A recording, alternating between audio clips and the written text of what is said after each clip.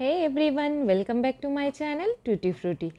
আজকে আমি আপনাদের সাথে একটু অন্য রকম একটি প্যানকেকের রেসিপি শেয়ার করব। এটি খুব হেলদি আর খুব টেস্টি। এই প্যানকেকটি বানানোর জন্য প্রথমে আমি হাফ কাপ বেসন নিয়ে নিলাম, আর হাফ কাপ সুজি, আর হাফ কাপ টক দই। প্রত্যেকটাই একই সমান পরিমাণে এখানে দিতে হবে। এবার লবণ অ্যাড করে দেবো, এখানে হাফ টিস্পুন লবণ আর অল্প একটু লঙ্কার গুঁড়ো দিয়ে এটাকে ভালো করে মিক্স করে নিতে হবে।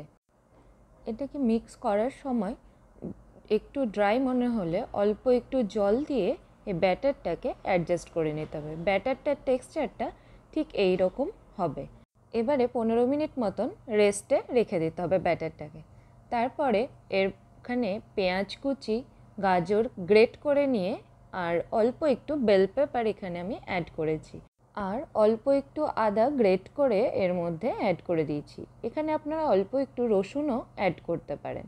এবারে ব্যাটারটাকে মিক্স করে নেব, ঠিক এই রকম হবে। এবারে একটা ফ্রাই প্যানে অল্প একটু সাদা তেল দিয়ে তার উপর অল্প একটু কালো সর্ষে ছড়িয়ে দেব। এতে প্যানকেকের টেস্টটা খুব ভালো হবে। এবার ওপর থেকে ব্যাটারটা ভালো করে স্প্রেড করে দিতে হবে। এবারে অল্প একটু চাট মশলা ওপর থেকে ছড়িয়ে দিয়ে প্যানকেকটা এক সাইড হয়ে গেলে অপর পিঠ উল্টে দিতে হবে। ঠিক এই রকমভাবে প্যানকেকটাকে ভেজে নিতে হবে। এখানে প্যানকেক রেডি হয়ে গেছে। একই রকমভাবেই আমি প্রত্যেকটা প্যানকেক রেডি করে নেব। এই রকমভাবে তড়কাটা অ্যাড করলে প্যানকেকের টেস্টটাও খুব ভালো হয়। এই ব্যাটারের মধ্যে আপনারা ধনেপাতা বা পালং শাকও কুচি করে কেটে ইউজ করতে পারেন। এবার প্যানকেকটা সার্ভ করে দেবো টমেটো সস বা ইচ্ছে মতো যে কোনো চাটনির সাথে।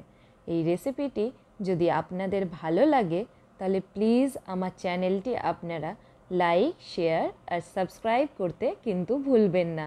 রেসিপিটি বাড়িতে বানান আর জানান কেমন লাগলো। আজকের মতন টাটা, বাই বাই।